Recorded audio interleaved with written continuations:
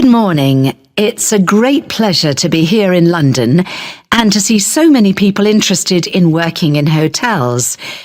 We in the international finest group of hotels are very proud of our business, and we are always on the lookout for quality recruits in every department. Now, I'm going to outline some of the areas of work where we are currently recruiting and the essential skills or qualifications for them. Then I'll run through our recruitment procedure, okay? At the moment, we're looking for a number of people for administrative posts in different parts of the world, and also some roles which involve a lot of travelling. One of our main business streams is hosting special events for other businesses. If you have good communication and organisational skills, with a good level of fluency in at least one European and one non-European language, I'd suggest you think about becoming part of the team which sets up these events for all our centres. This would mean being based full-time in our London office. The work ranges from setting up small meetings a few days ahead to organising international conferences 2 years in advance, so there's plenty of variety. Some of the conferences we run have as many as 1,000 delegates, so it's quite challenging. Then there are some posts available for professionals in the catering field. Chefs we can find. It seems this is a popular career choice in many parts of the world, as in the UK these days, in spite of the exacting standards. But people to manage catering departments need more than a love of producing quality food. We're after really energetic and totally efficient young managers who already have the relevant business qualifications, no training on the job here, and they must share the team's determination to make everything run smoothly at any time of the day or night. Or if you are the type of person who enjoys a challenge, what about becoming one of our relief housekeepers? You'll be a good people person, well organised and supremely flexible. As well as covering UK holidays, maternity and paternity leave, there will be times when you have to fill a key post when someone's sick, which could be anywhere in our European, Middle Eastern or Far Eastern hotels, so you must be prepared to hop on a plane at 5 minutes' notice. The International Finest brand name attracts visitors from all over the world and on all kinds of business and leisure trips. Our swimming pools and gyms need to be run by people with the highest standards of customer service. You don't have to be a great athlete, but smart appearance and a pleasant manner are necessary. A diploma in sports science would be the minimum requirement here. Lastly, I'd just like to mention that the main London office has another vacancy. Most bookings come online, especially from the Far East, for people coming to Europe. If you have fluency and some keyboard skills in, for example, Spanish or any Far Eastern languages, either having taken a degree or preferably from having lived and worked overseas, you might be just the person we're looking for to deal with email bookings and queries in the office here. A flexible attitude to working hours is also important, as you may have to come in outside normal office hours. So that's an overview of the kind of jobs. Now, how to get them. First of all, provided you have a UK work permit, you can go online and register an interest in working for us. By return, you'll receive a unique applicant's code, which is your personal identification number and which we'll use in all communications.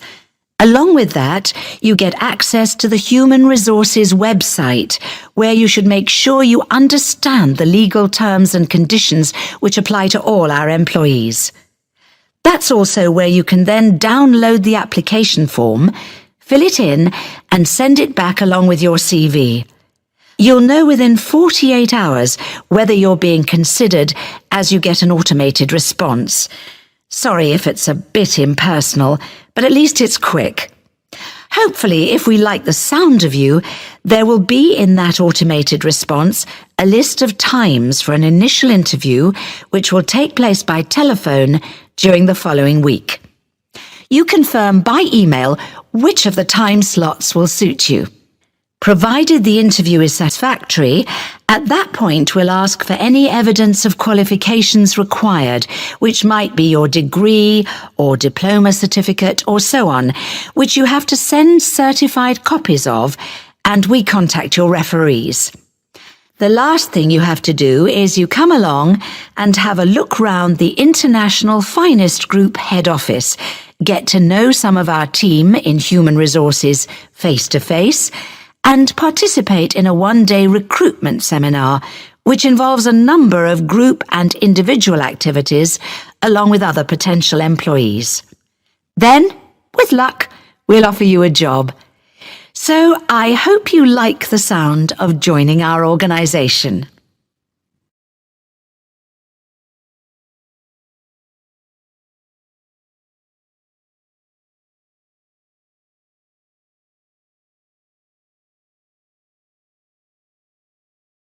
So, let's hear what you're doing for your next project. I've decided to design a roof garden for a supermarket.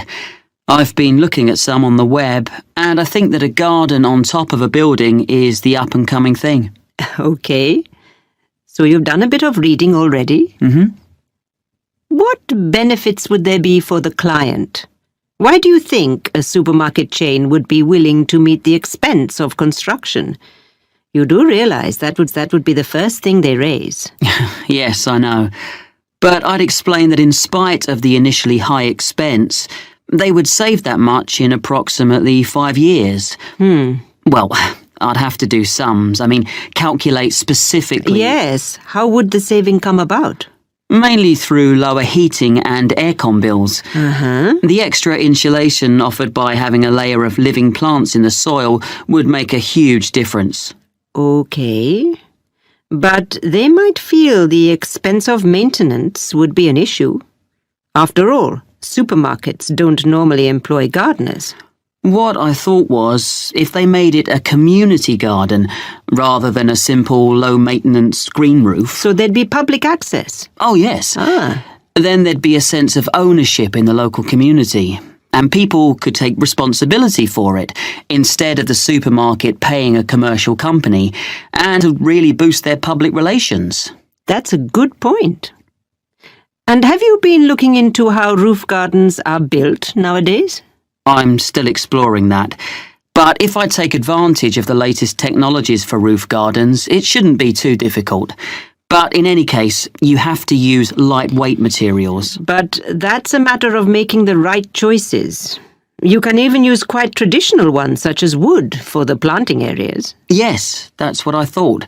It'll look good, and it isn't too heavy. But for the basic construction, the issue you have to address first is the material used between the building and the garden.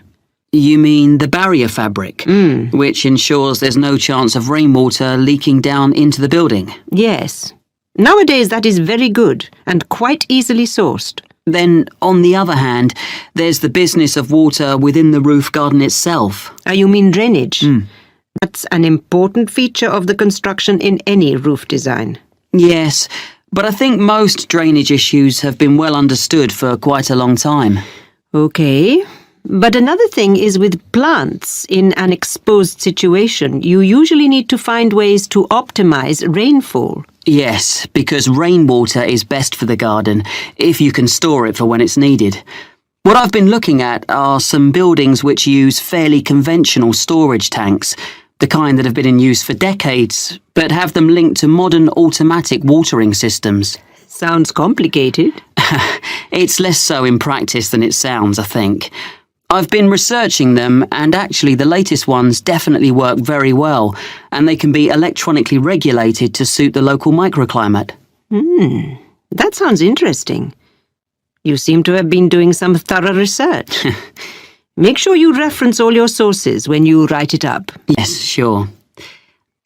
There's one more aspect I'd just like to run past you if there's time. I want to include a light feature in the design. Of course. I've got a sketch here. Let's have a look then. Well, I was really impressed by something I saw on a roof in Cornwall, and I'd like to design something similar. You have an area of planting, and I'm thinking of installing this lighting in an area filled with low-growing evergreen shrubs. You'd have to have lights and things well away from anywhere children might be. But I can see this could be very effective, if a bit complicated. How would it work? On this drawing, this is a section view. You have this low wall on the right. Yes, that's it. This is just one element, and these areas would be repeated all round the planted area. I think this will probably be a wooden wall using reclaimed timbers with an angled ceramic top surface. Perhaps even ridge tiles, like they use on roofs? Ah, yes. That'd be just the sort of thing. And that'd make it weatherproof. And then the heavy-duty electric wiring comes up through the floor just outside the planted area and into the wall. Then it's brought through to a projector low in the side of the wall, and that sends a beam of light along the fibre optic cable. So there's no electricity in the actual lights. The fibre optic goes across the surface of the soil in the planting area. Yes, that's the beauty of it. The shrubs will soon grow to cover it up, of course. And then the cable goes past a wooden post, which is between the shrubs and can be a support for them as they grow bigger, and then runs up into each element of the installation. So the light beam is carried up to the top of each element and illuminates a kind of conical glass cap? I see. Is that the bit which would glow in the dark? Yes. And what's the cap supported on? Is it a wall? No, it's a slender acrylic rod, like the stem of a flower or mushroom, which the cable runs up inside of. Well, I'll be interested to see the final drawings. Oh, thank you. I'm looking forward to putting it all together.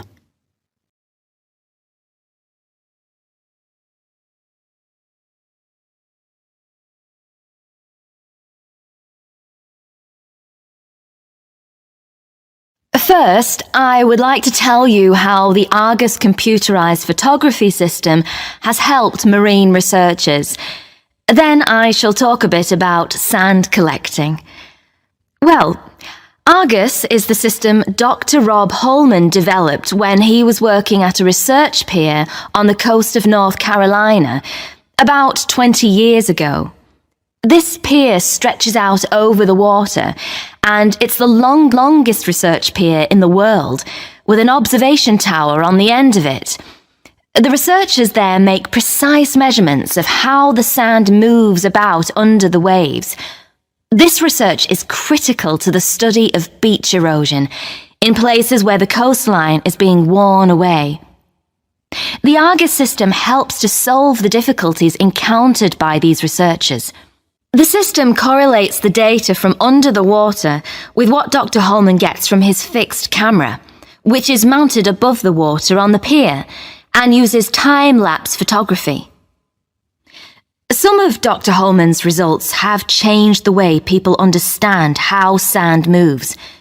To quote S. Jeffreys Williams, a coastal geologist with the United States Geological Survey, the system is a critical piece of new technology. And the Argus system allows us to quantify and document visually the changes to the coast on a variety of different time frames. A lot of these take place when there is a storm, or at other times when it is difficult to have people out on the beach making observations and taking measurements. Up to now, Argus installations have been installed in places in Oregon, California, Hawaii, England, the Netherlands, Australia, New Zealand, Spain, Italy and Brazil, as well as in North Carolina. Now, I'd like to introduce Dr. Holman's sand collection. He started collecting sand in the 1980s, and he still collects it now, even though he has around 1,000 samples. They come from his travels and from geologists and amateurs all over the world, and the collection includes sand from each continent, including Antarctica. People send his sand in envelopes, plastic bags, paper towels, and all sorts. Each is stored in a glass jar, which Dr. Holman labels by latitude and longitude of its origin, as well as he can work them out. Sometimes the information is a bit sketchy. Anyway, it's mainly geology students at the university who study his collection, and they can learn a lot from it. For instance, one set of tubes displays sand from the east coast of the US, so you can see that the sand gets lighter and finer from north to south. By the time a grain of sand eventually washes up on a beach in Florida, at the southern end of that journey, it has been battered by waves for a long time, so the grains are fine and rounded, because most of the time sand is not stationary on the beach.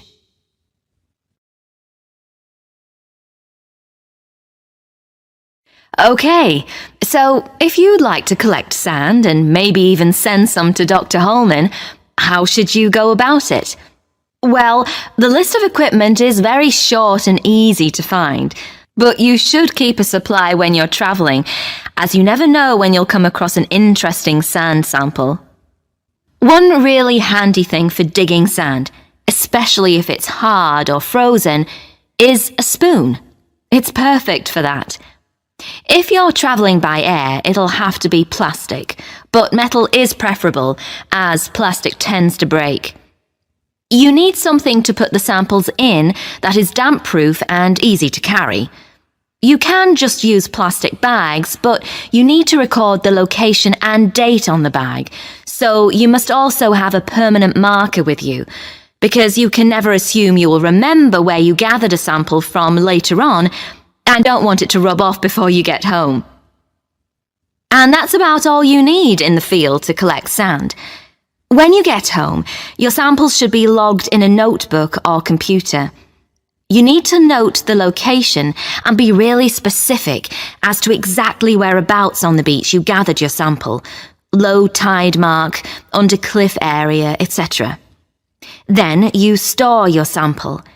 You want to keep everything in good condition and avoid contamination. So first you make absolutely sure that each sample is perfectly dry. You don't need any complicated apparatus for this. You can just air it out on layers of newspaper, which is suitably absorbent. Most people find that's the best way. Then, lastly, but this is really important, before there can be any chance of confusing this latest sample with another, you put it in a clean small bag or a jar, and you must stick an identification label on straight away. Some people put one inside as well, in case the outer label falls off, but that's up to you. Well, that's about all you need to know to get started as a sand collector. Any questions?